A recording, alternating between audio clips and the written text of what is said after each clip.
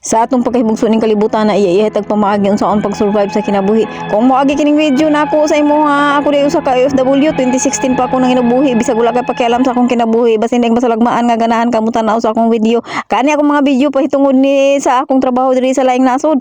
Unya mangutana mo gyud sa nako pag-survive sa kadugay na nako dinhing kalibutan na kini lang. Dili kay nako gisa seryoso ang akong trabaho gidula-dula ra na ako akong gituwad-tuwad. Kay aron dili ko maburyong-buryong kay limang kag pila na katuig na akong trabaho dinhi mga pangga. Mauna ang atong mga pamaagi unsa ang pagdugay dinhi sa Saudi Arabia.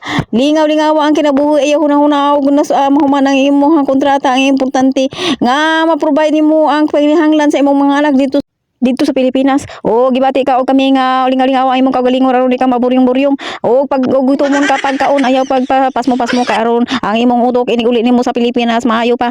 Ayaw pag hunahuna kanu sa mahuman ang imong kontrata ang importante nga nakaisweldo kada bulan mao na sekreto sa mga katulong diri sa Saudi Arabia nga nagdugay og pila na katuig nga pagikan sa Pilipinas puti pa ang buhok og butong pa ang buhok pag uli na puros na ito puti. Mao na mga pangga akong makita ninyo nga mura na akong nagdula-dula lang. O dula-dula na imong trabaho kay maabot ra ang kagabhion og makatulog ka og ugma sa buntag mao na naman pud ang imong trabaho. Kini inyong makita sa ako ang mga video kung violation ni sa akong mga trabaho adlaw-adlaw nga akong na video. Og makadiri mo sa laing nasod makatilaw mo ang mga mananap nga wala ninyo kaon sa Pilipinas. Ang mga natilawan ninyo dinhi wala ninyong taliwi sa Pilipinas. Bunga diri ang pagkaon og makaamo ka og dili mga sirok og dili mga hakog. Mao na ang akong trabaho diri mga panggaduha ka balayan ni akong trabaho isa ra ay nagsweldo niini. Libre ra nang isa ka balayan kay sa bag-o pa ko dinhi aning amoha gipadesisyon ka nga og dili ko mo trabaho duha ka balay. Pwede ra ko mo uli sa sige kapoy na ko binalhin. Kaya ang akong tulo ka kontrata unom nakakaamo ang akong natilawan mga panggamo nang ikapoy na ko balhin-balhin mao nang diri na lang ko. Kay berting kapuya magsige balhin og amo magsige kag adjust og mga batasan nila. Mao na mga panggamo nga gutomon ko mukha akong saluyot mag-uol ko mangita kog trabaho.